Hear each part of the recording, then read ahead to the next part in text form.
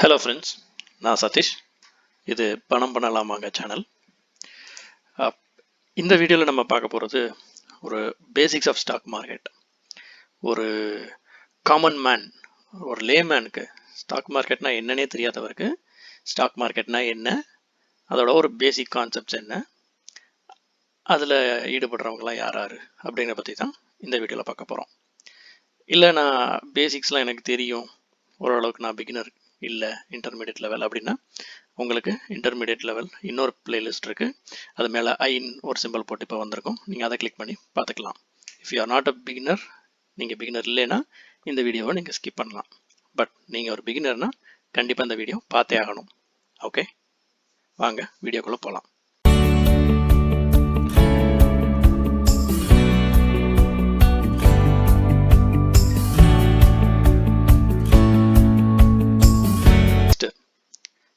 Basics of stock மார்க்கெட்னு சொல்லியிருக்கேன். பேசிக்ஸ்னா ஒரு அடிப்படை, ஸ்டாக் மார்க்கெட்டோட அடிப்படை என்ன அப்படின்னு சொல்லிட்டு பார்க்கலாம்.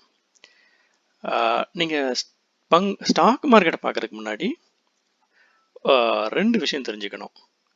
ஒரு கம்பெனினா என்ன, ப்ரைவேட் கம்பெனினா என்ன அப்படின்னு தெரிஞ்சுக்கணும்.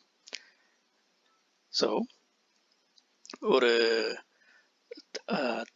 ஒரு இண்டிவிஜுவல், ஒரு தனி ஒருத்தர், அவர் மட்டுமே கொஞ்சம் காசை போட்டு ஒரு வியாபாரம் செஞ்சார்னா அது ஒரு தனியார் வியாபாரம், அது ஒரு ப்ரைவேட் பிஸ்னஸ்ன்னு சொல்லுவோம். பட் இதுவே ஒரு 4-5 பேர், சில பேர் கூட்டு சேர்ந்து அவங்கவுங்களுக்கு முடிஞ்ச காசை போட்டு ஒரு வியாபாரம் செய்கிறாங்க, இதுக்கு பேர் பார்ட்னர்ஷிப் அப்படின்னு சொல்லி இங்கிலீஷில் சொல்கிறோம். ஸோ இதுதான் ஒரு பங்கு நிறுவனம் அப்படின்னு சொல்லி சொல்கிறோம். ஸோ தனியாக ஒருத்தர் பண்ணார்னா அது ஒரு ப்ரைவேட் பிஸ்னஸ், சேர்ந்து ஒரு 4-5 பேர் சேர்ந்து ஒரு பிஸ்னஸ் பண்ணாங்கன்னா அது பேர் பார்ட்னர்ஷிப் பிஸ்னஸ். ஓகே, இப்போது ஒரு கம்பெனினா என்ன அப்படின்னு நம்ம தெரிஞ்சுக்கணும். ஒரு பார்ட்னர்ஷிப் பிஸ்னஸ் பண்ணுறப்போ தெரிஞ்சவங்களை மட்டுமே நம்ம கூப்பிட்டு ஒரு பிஸ்னஸ் பண்ண முடியும். இப்போ என்னோடய ஃப்ரெண்ட்ஸ் ஒரு 4 பேர் இருக்காங்கன்னா எனக்கு அவங்க 4 பேர் நல்லா தெரியும். நாங்கள் 5 பேர் சேர்ந்து சில அமௌண்ட்டு போட்டு ஒரு சின்ன பார்ட்னர்ஷிப் பிஸ்னஸ் நாங்கள் ஸ்டார்ட் பண்ணலாம். பட் யாருன்னே தெரியாது, 1 to 1 தெரியாது, அவரோட முகம் தெரியாது, பேர் தெரியாது, அவங்க என்ன பண்ணுறாங்க எதுவும் தெரியாது. ஆனால் இவங்க எல்லாரும் சேர்ந்து ஒரு வியாபாரம் செய்ய முடியும். ஸோ இதுக்கு தான் பேர் கம்பெனி அப்படின்னு சொல்கிறாங்க. ஸோ கம்பெனிங்கிற ஒரு வார்த்தைக்கு கரெக்டாக நீங்கள் அர்த்தம் எடுத்துக்கிட்டிங்கன்னா, முகம் தெரியாத சில நபர்கள் சேர்ந்து செய்யும் வியாபாரமே கம்பெனி அப்படின்னு சொல்லி சொல்கிறோம். ஓகே, இந்த கம்பெனியை ஃபஸ்ட்டு ரெஜிஸ்டர் பண்ணுறாங்க. ஸோ ரெஜிஸ்டர் பண்ணதுக்கப்புறமா இந்த கம்பெனிக்கு என்ன சொல்கிறது, பணம் நிறைய வேணும் வியாபாரம் செய்வதற்கு. ஸோ அதுக்கு பெரும் கடன்களுக்கு அந்த கம்பெனி தான் பொறுப்பே தவிர அதோட பங்குதாரர்கள் பொறுப்பு கிடையாது. ஸோ இதுக்கு இதை பற்றி மேற்கொண்டு நம்ம தெரிஞ்சுக்கிறதுக்கு பங்குதாரர்கள்லாம் என்ன, பங்குனா என்ன, அதை பற்றி நம்ம இப்போ தெரிஞ்சுக்கணும். ஓகே, ஸோ பங்கு அப்படின்னா என்ன? பங்கு அப்படின்னா என்னென்னா, இப்போ நம்ம ஒரு முகம் தெரியாத நபர்கள் சேர்ந்து ஒரு கம்பெனி ஆரம்பிக்கிறாங்க. அவங்க ஒரு முதல்ல அந்த கம்பெனியை ரெஜிஸ்டர் பண்ணுறாங்கன்னு சொல்லியிருந்தோம் இல்லையா? இந்த ரெஜிஸ்டர் பண்ண கம்பெனி யாருன்னே தெரியாத சில பேர்களுக்கு தன்னுடைய பங்குகளை விற்பனை செய்ய போகுது. ஸோ தன்னோட கம்பெனியோட ஷேர்ஸை சில பங்குதாரர்களுக்கு கொடுக்க போகுது. ஸோ அந்த முகம் தெரியாத பலரை சேர்க்கிறதுக்கு வெளியிடப்படும் அந்த ஷேர்ஸ் தான் பங்கு அப்படின்னு சொல்லி சொல்கிறோம். சரி, இப்போ நம்ம ஸ்டாக் மார்க்கெட் அப்படின்னா என்ன? ஸோ இந்த பங்கு முகம் தெரியாத நபர்களுக்கு ஷேர்ஸ் விற்கிறாங்கன்னு சொன்னோம் இல்லையா? ஸோ இதை விற்கிறதுக்கும் இந்த பங்குகளை வாங்குறதுக்கும் ஒரு தளம் வேணும், நம்மளுக்கு ஒரு பிளாட்ஃபார்ம் வேணும். அதை தான் நம்ம ஸ்டாக் மார்க்கெட் அப்படின்னு சொல்லி சொல்கிறோம். ஸோ இதில் ஒரு கம்பெனி பங்குகளை விற்குது. அதை வாங்குறவங்க ஒரு சிறு முதலீட்டாளராக இருக்கலாம், இல்லை பெரிய முதலீட்டாளராக இருக்கலாம். இவங்களை தவிர தரகர்கள், ஸ்டாக் புரோக்கர்ஸ்ன்னு சில பேர் இருப்பாங்க. இந்த புரோக்கர்ஸ் வந்து இவங்க ரெண்டு விற்கிறவங்களுக்கும் வாங்குறதுக்கும் நடுவில் ஒரு பாலமாக அமைவாங்க. ஸோ விற்கிறவங்க எங்கே போய் வாங்குறது,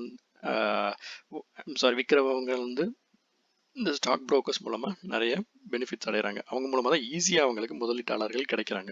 இப்போ நான் ஒரு காமன் மேன், நான் ஒரு கம்பெனியில் போய் ஸ்டாக் வாங்கணும்னா எனக்கு எங்கே போய் வாங்கணும், கம்பெனிக்கு போகணுமா, எனக்கு டீட்டெயில் தெரியாதுங்கிற நேரத்தில் இந்த இடைத்தரகர்கள் இருப்பாங்க, ஸ்டாக் புரோக்கர்ஸ். இப்போ எல்லாமே ஆன்லைன் தான், நீங்கள் எங்கேயும் அலையணும்னு அவசியம் இல்லை. ஃபார் எக்ஸாம்பிள் ஜெரோதா அப்படிங்கிற ஒரு ஆன்லைன் ஸ்டாக் புரோக்கிங் தான். ஸோ நீங்கள் ஜெரோதா மூலமாக எனக்கு என்ன கம்பெனியோட ஸ்டாக் வேணுமோ வாங்கிக்கலாம். ஜெரோதாவில் ஒரு அக்கௌண்ட் ஓப்பன் பண்ணிட்டு அந்த ஸ்டாக்கை நான் வாங்கிக்குவேன். ஸோ இந்த ஜெரோதா அப்படிங்கிற ஒரு பேர் தான் ஒரு இடைத்தரகர், ஸ்டாக் புரோக்கர்ஸ். ஸோ இதை தான் நம்ம இப்போ தெரிஞ்சுக்கிட்டோம். ஓகே, அடுத்தது ஸ்டாக் மார்க்கெட்டில் பார்த்தீங்கன்னா, ஸோ நம்ம ஸ்டாக் மார்க்கெட்டுங்கிறது ஒரு தளம் சொல்லியிருக்கோம், ஒரு பிளாட்ஃபார்ம் சொல்லியிருக்கோம். முதலீட்டாளர்கள் பங்குகளை வாங்குவதற்கு பயன்படுற ஒரு பிளாட்ஃபார்ம் தான் ஸ்டாக் மார்க்கெட். நம்ம இந்தியாவில் 2 வகையான ஸ்டாக் மார்க்கெட் இருக்கு. ஒன்று மும்பை பங்குச்சந்தை, BSE அப்படின்னு சொல்லுவாங்க, பாம்பே ஸ்டாக் எக்ஸ்சேஞ்ச். இன்னொன்று பார்த்தீங்கன்னா தேசிய பங்குச்சந்தை, national stock exchange. Okay, so நீங்கள் ஸ்டாக் வந்து BSEலையும் வாங்கலாம், NSEலையும் வாங்கலாம். ஒரு ஸ்டாக் பார்த்தீங்கன்னா NSEலையும் லிஸ்ட் ஆகிருக்கலாம், BSEலையும் லிஸ்ட் ஆகிருக்கலாம், இல்லை ஏதாவது ஒன்றில் மட்டும் கூட லிஸ்ட் ஆகிருக்கலாம். ஸோ அது ஒரு பெரிய டிஃபரன்ஸ் இல்லை. ஒரு ஸ்டாக் எக்ஸ்சேஞ்ச் 2 விதமாக இருக்குது நம்மளுக்கு இந்தியாவில், BSE, NSE. இதை மட்டும் நீங்கள் இப்போதைக்கு தெரிஞ்சுக்கிட்டால் போதும்.